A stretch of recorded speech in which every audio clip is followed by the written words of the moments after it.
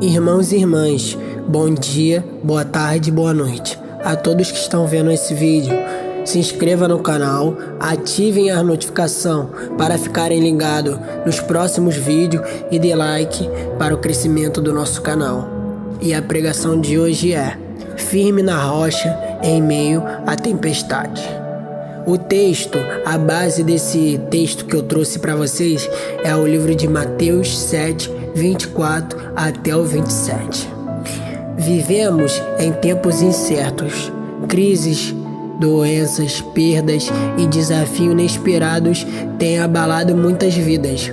Em meio a tudo isso, muitos se perguntam: como posso permanecer firme quando tudo ao meu redor parece desmoronar? A resposta certa está em onde você tem construído sua vida: na areia ou na rocha? A tempestade vem para todos. No livro de Mateus 7, 25 e 27 diz assim: caiu a chuva, transbordaram os rios, sopraram os ventos e deram contra aquela casa. Jesus deixa claro que tanto a casa sobre a rocha quanto a casa sobre a areia enfrentam a tempestade, correto? Isso significa que o sofrimento não é um sinal de falta de fé. Crentes e não crentes passam por lutas. A diferença não está na ausência da tempestade, mas no fundamento. Você pode ser fiel, dizimista, orar todos os dias. Ainda assim, as tempestades virão.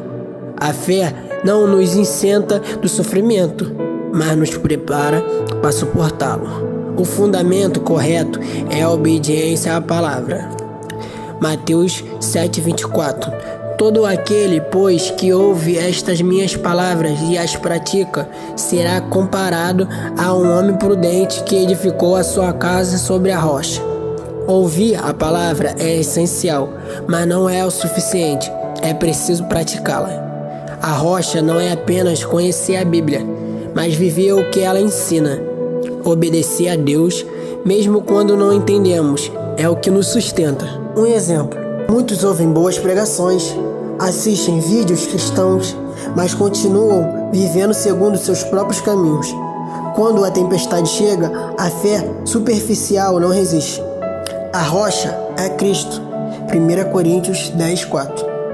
E beberam da mesma bebida espiritual, porque bebiam da pedra espiritual que os seguia, e a pedra era Cristo. Jesus é a verdadeira rocha.